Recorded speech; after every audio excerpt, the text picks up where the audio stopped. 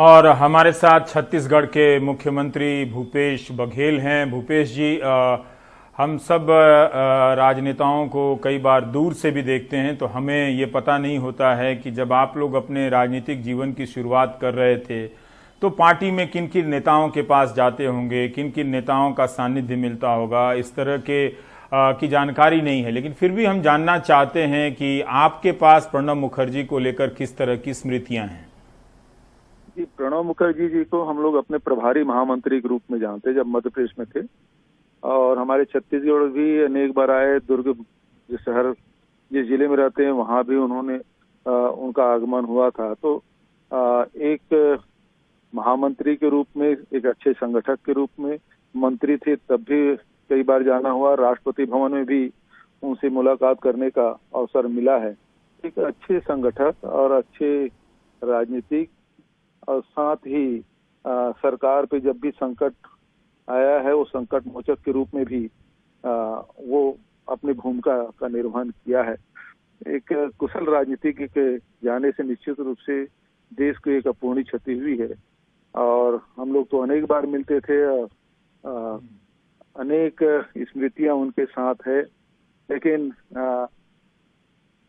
यही कहूंगा कि पार्टी को भी हुआ है, लेकिन अब पार्टी से बहुत ऊपर उठ चुके थे। इसलिए सरकार में और राष्ट्रपति के रूप में जो उनका योगदान है उसे कभी भुलाया नहीं जा सकता। जी, पर फिर भी एक राजनेता का पूरा जीवन एक संगठन के लिए गुजरता है। उस संगठन से नाराज भी होता है एक नेता, उस संगठन से पाता भी है और उस संगठन को देता भी है और नहीं भी देता है।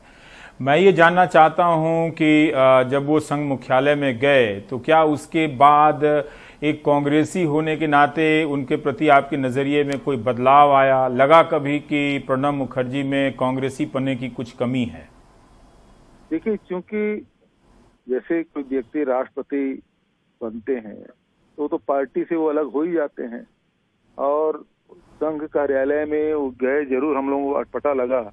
एक खाटी कांग्रेस की विचारधारा वाले व्यक्ति संघ कार्यालय गए हैं तो थोड़ा हम लोगों को अटपटा जरूर लगा था, लेकिन उन्होंने वहां भी अपनी बात बहुत बेबाकी से रखा।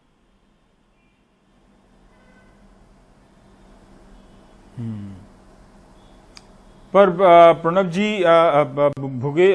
भूपेश जी, मैं ये जानना चाहता हूं कि इतना सीजन्ड, अनुभवी, जो चुनाव भी लड़ता हो, जिनके वित्त क्षेत्र के उद्योगपतियों से अपने निकटतम संबंध हो, दूसरे दलों में संबंध हो, उनके संवाद की अपनी एक शैली हो, क्या आपको लगता है कि इस तरह के नेता के जाने से कांग्रेस में एक जनरेशनल लॉस भी हुआ, एक पीढ़ी का नुकसान भी हुआ है?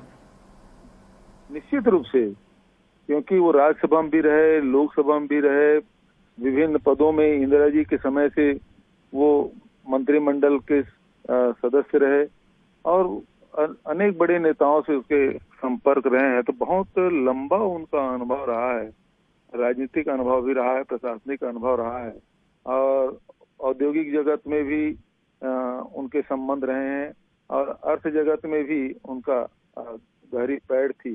अर्थशास्त्री के रूप में भी उसको हम लोग जानते हैं, क्योंकि दो अर्थशास्त्री एक साथ रहे जब मनमोहन सिंह जी प्रधानमंत्री थे और प्रणब दा वित्त मंत्री के रूप में। दो अर्थशास्त्री एक साथ महत्वपूर्ण पद में रहे हैं, तो निश्चित रूप से उनका योगदान बहुत रहा है हिंदुस्तान की अर्थव्यवस्था संभालने में भी, कांग्रेस के संगठन संभालने में भी।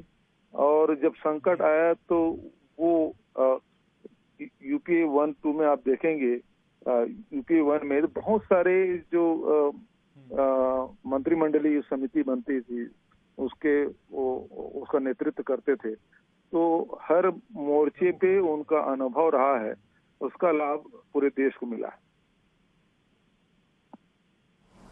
जी, बहुत बहुत शुक्रिया भूपेश बघेल जी, छत्तीसगढ़ के मुख्यमंत्री, हमारे साथ अपना अनुभव साझा करते हुए। उन्होंने आखिर में ये बात जरूर कही कि वो एक अर्थशास्त्री थे, अर्थव्यवस्था के जगत से उनका गहरा संबंध था, इसलिए बहुत सारे ग्रुप ऑफ मिनिस्टर के वो प्रमुख हुआ करते थे यूपीए सरकार के दौर में।